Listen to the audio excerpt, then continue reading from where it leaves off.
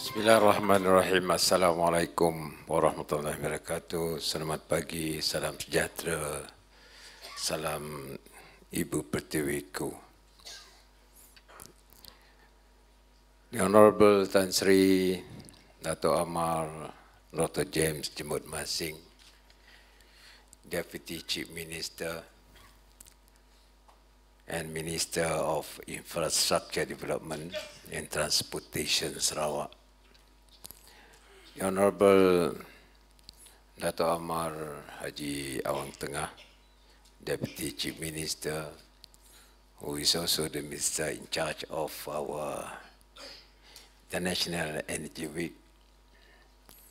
The Honorable Speaker of Sarawak Legislative Assembly, Dato' Amar Haji Muhammad Asfia, the Honorable Dato' Sri Fadilah Yusof, Minister of Works Malaysia,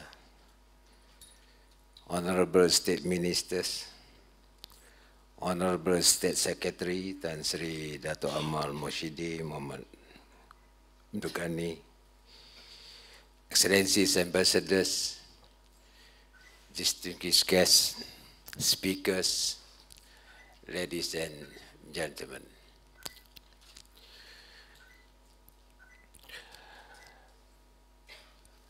First of all, allow me to welcome all the participants to Kuching, especially for our guests from abroad. I do hope that you will have a chance to enjoy our city while you are deliberating on energy resources and the future of the industry. The theme for this conference is energizing sustainable transformation and opportunities. It reflects the vision of the Sarawak government on the transformation of our Sarawak's economy. As we undertake our transformation, Sarawak must also take cognizance of the new opportunities that can be found in our part of the world. It is this exciting world of change and opportunities that I believe we are exploring in this conference. Distinguished guests, ladies and gentlemen, the next 20 years or more, world energy consumption is going to be at a rapid pace of 28% between now and 2040, according to the International Energy Outlook Report for 2017. Of this, 60% of the increased demand will come from developing countries in Asia, which include China and India. Fossil fuels will continue to dominate the energy use. While there is growing increase in renewable energy, its consumption will grow at a more modest rate of 2.3% per year in the medium term.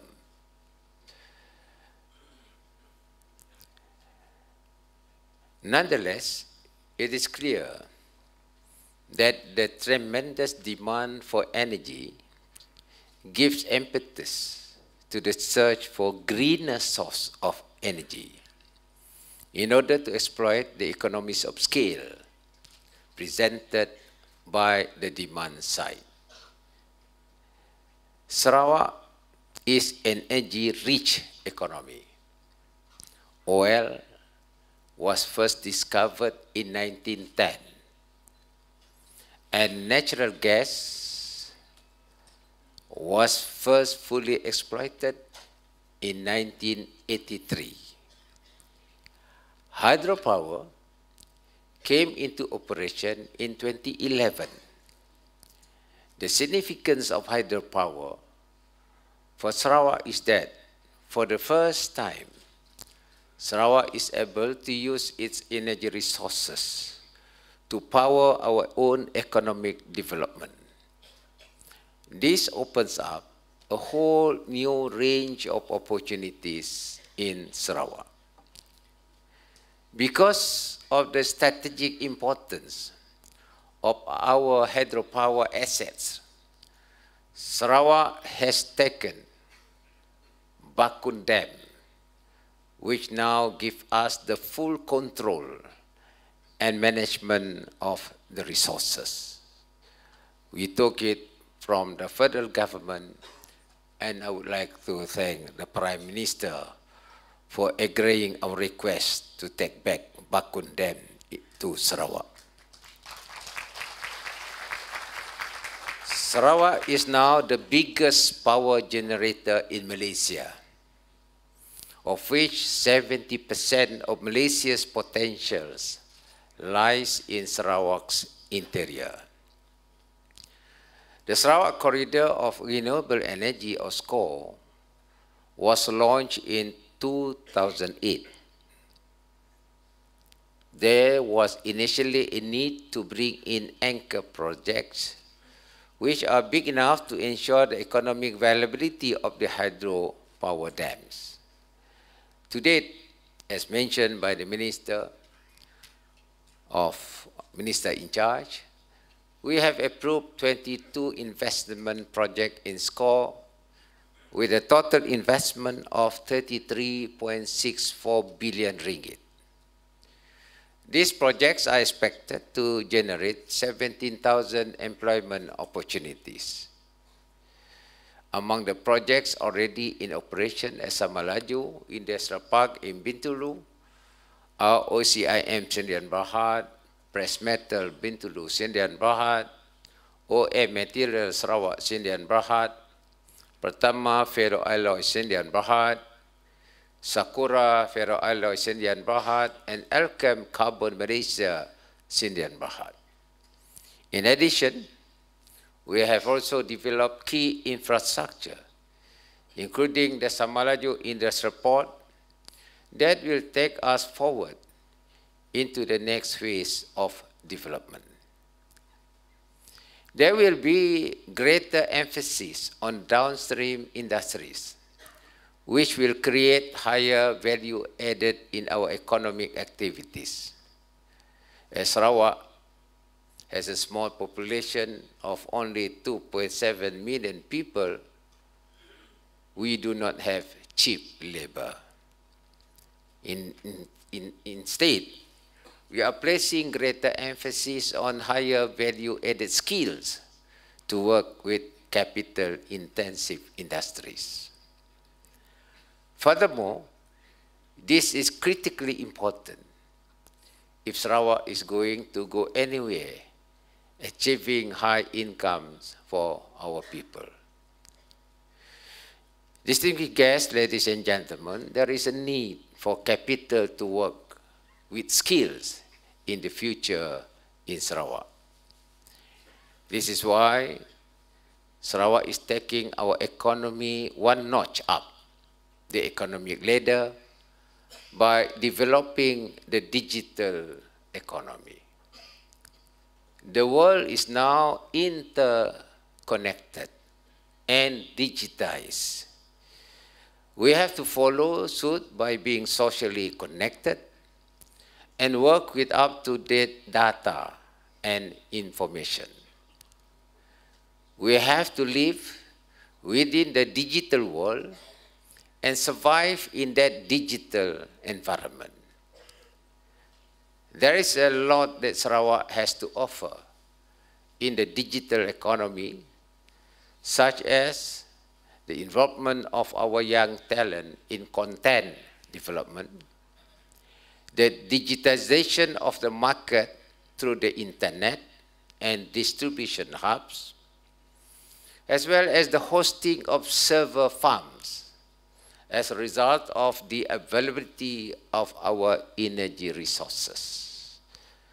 The Sarawak government is fully aware that the government should not be investing directly into the digital economy, principally because it is a fast-changing environment and the casualty rate is quite high. Such an environment is much better handled by the private sector, which thrives on competition and innovation. The role of the government is to facilitate the development of the digital economy by the private sector. Inasmuch as the government has always been supportive in building basic infrastructure for telegraph and motor vehicles, the government shall also be supportive in building the basic infrastructure for digitalized data. With Sarawak going seriously into research and innovation, it is natural that we should also be looking at sources of alternative energy. The world has been focusing on fossil fuel in the last 150 years. There is now increasing concern of the impact of fossil fuel on the environment. The key word is now green energy. Sarawak is looking at the hydrogen fuel cell and the hydrogen economy, mostly because of our abundant water resources from hydropower. Hydrogen energy is now seen to have the greatest potential in transportation. There is good scope for development of green energy in Sarawak because our population is small enough for us to have complete coverage. That is why I have approved 1 billion for us to connect places in Sarawak through the state water grid system. For the first phase, it will be 1 billion. We shall continue to develop the water grid system in the central region and the northern region. And therefore, water distribution will cover the whole of Sarawak, and that will be a prerequisite for us to develop our industries, including agriculture. As we are trying to improve ourselves, we must also learn from all of you. With your greater exposure in the world and your knowledge. As part of your knowledge and insight, what is in store for us in Sarawak. We hope that we can work together and help to develop Sarawak into a new and modern digital economy so that we can improve the well-being of our people. Distinguished guests, ladies and gentlemen, improved connectivity is the foundation for Sarawak to progress. On this note, we are happy that the Pen-Borneo Highway project is currently being implemented, which will support the future development in the state. And closing the development gap between the rural and urban areas. More socio-economic activities will be generated through this development, increasing market accessibility.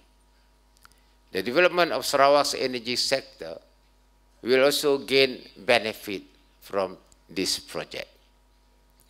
One of the many projects that we have achieved and is currently in progress as part of the development of Sarawak energy sector is the Baleh Hydroelectric Dam, the backbone transmission line, and the Samalaju Industrial Park, as well as the port. We aim to achieve the remarkable feat of having renewable energy making up 50% of energy consumption by 2050. Ladies and gentlemen, I believe Sarawak is arriving at the forefront of the digital age, with the energy industry spearheading us ahead into the future with the many recent technologies and advancements. We aim to be part of this digital transformation, which we see will accelerate our growth towards reaching a developed economy. As such, we will enhance our education system in developing talents among our young youth, at the same time encourage the adoption of new ICT technologies and services, including artificial intelligence and fintech. It will produce huge potential that will generate new businesses and services, providing high-paying jobs for Sarawakians. And we also welcome expatriates who wish to contribute to the development of our economy. We will look into our employment regulation to make it easier for professionals to come to Sarawak and work.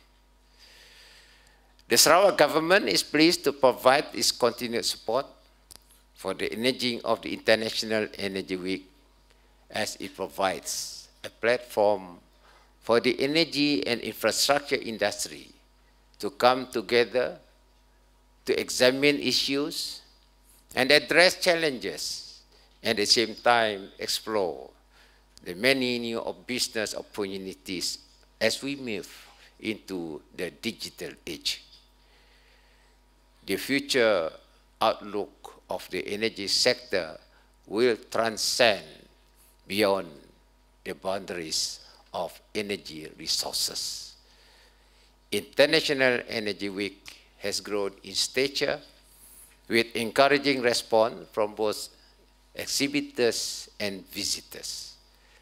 I am pleased to note the expo has grown by 20% and has attracted exhibitors representing over 15 countries, including India, Germany, Italy, Singapore, United States, and our host country, Malaysia.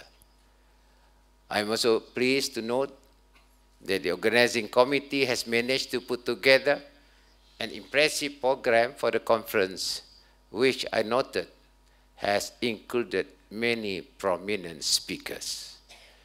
I would like to encourage Sarawakians to visit Expo and the Recorder both in particular to see the developments and opportunities in score. Ladies and gentlemen, finally, I wish to congratulate the organizers, sponsors, endorsers, moderators, and speakers in making this conference a success. To all delegates and exhibitors, again, I wish you a fruitful, enjoyable, and memorable stay in Sarawak.